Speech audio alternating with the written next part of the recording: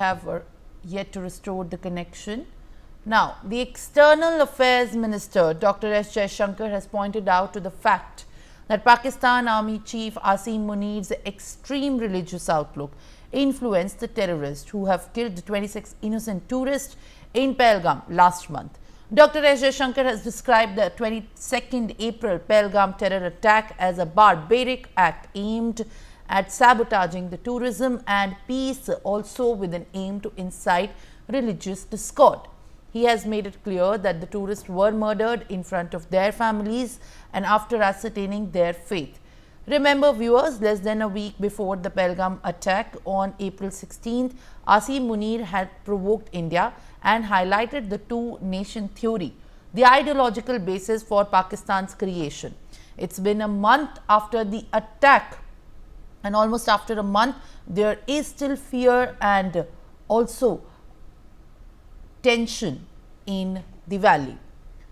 Brian Thomas is joining me once again on the phone line. Brian, Dr. S. Jaishankar has clearly stated it and saying that tourists have murdered the tourists have been murdered after ascertaining their faith by the terrorists, making it clear that India's view as far as the attack is concerned is directly aimed at Pakistan. Remember, it's been a month to the Pahalgam terror attack, and yet again there is no sight to bring back the tourism and also normalcy to the valley.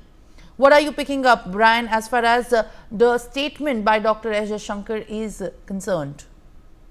Well, clearly, Simran, External Affairs Minister has clearly drawn a direct line between the April 22nd Pahalgam terror attack, and he described it as an extreme religious outlook of Pakistan Army Chief General Asim Munir. Now, he also said that the victims, many of them tourists, were reportedly singled out and murdered based on their religion identity, which was a calculated act.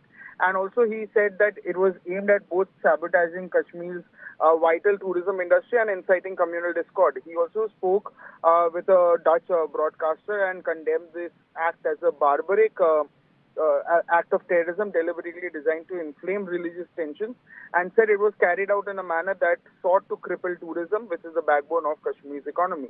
He also went on to assert that the understanding, the ideological underpinnings of the attack requires examining the mindset of Pakistan's current military leadership, and he said that on Pakistan's side, they have the leadership, particularly the army chief, who is deeply influenced by an extreme religious worldview and the rhetoric that they have seen from across the border, particularly in recent speeches, which aligns disturbingly well with the motivations behind the heinous act itself.